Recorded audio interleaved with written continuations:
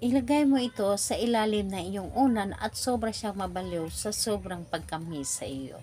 Hello mga guys, kumusta kayo? Panibagong araw, panibagong video na naman tayo. Sa araw na ito ay isa na namang video ang aking ituturo sa inyo ng simpleng gabay o simpleng pamamaraan na makakatulong sa atin. At bago ang lahat, gusto ko lang mag-disclaimer sa mga taong hindi naniniwala at hindi gusto ang mga kagaya nitong video.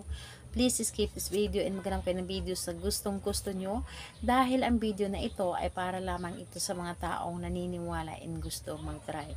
Sa lahat po ng mga nagko-comment dito sa aking video dito sa loob ng aking channel, mag-ingat sa lahat ng mga nagre-reply sa inyo na dinadala kayo sa kanilang WhatsApp in Imo app upang makaiwas po tayo sa scam. Ngayon po, ituturo ko sa inyo paano siya mababaliw sa sobrang pagkamis sa inyo. Ito ay pwedeng gawin sa parehas ng kasarian, babae to babae and lalaki to lalaki, and syempre naman sa ating babae at lalaki na mag-partner.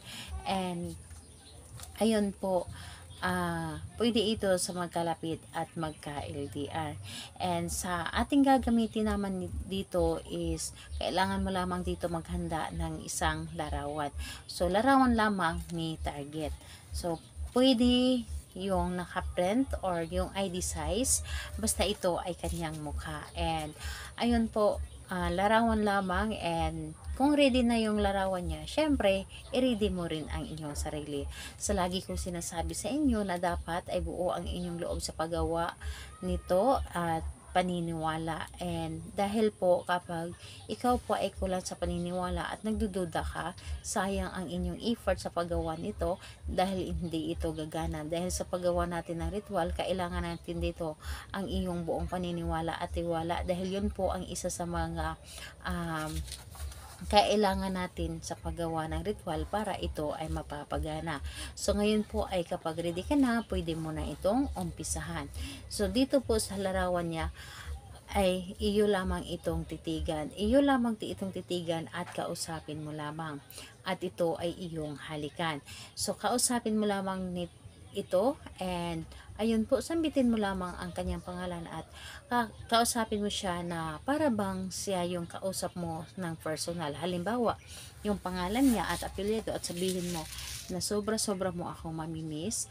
Ako lamang ang laging nilalaman ng iyong puso at isipan. Ako lamang ang gusto mong makita. Ako lamang ang gusto mong makasama. Ako lamang ang gusto mong makausap.